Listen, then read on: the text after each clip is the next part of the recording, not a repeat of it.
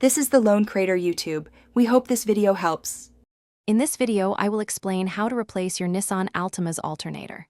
First, prioritize safety by disconnecting the negative battery cable using a 10mm wrench. Next, securely raise your vehicle with a jack and place it on jack stands. You will need a ratchet, various sockets, a pry bar, and a torque wrench. Remove the passenger side front wheel and the plastic splash shield in the wheel well to gain access to the serpentine belt and alternator. Now let's get that old alternator out. Locate the serpentine belt tensioner, usually accessible from the wheel well.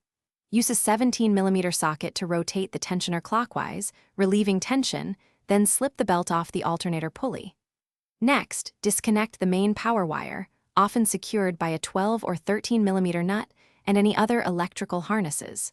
Finally, remove the two alternator mounting bolts, which are typically 14mm, and carefully extract the old unit. With the old alternator removed, it's time for the new one. Carefully slide the new alternator into position, aligning the mounting holes. Hand thread both mounting bolts, then tighten them to 18 foot-pounds using your torque wrench. Reconnect all electrical connections, ensuring they are snug and secure. Finally, route the serpentine belt back onto all pulleys, using your 17mm socket to rotate the tensioner and slip the belt into place. Double-check the belt's alignment. You're almost done.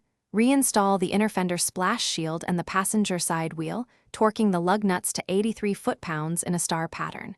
Carefully lower your vehicle. Reconnect the negative battery cable. Start the engine and let it run for a few minutes. Use a multimeter to check the battery voltage. It should read between 13.5 and 15.3 volts with the engine running, indicating a healthy charging system. If all looks good, you're ready to go. Thanks for watching. Consider subscribing if we helped you.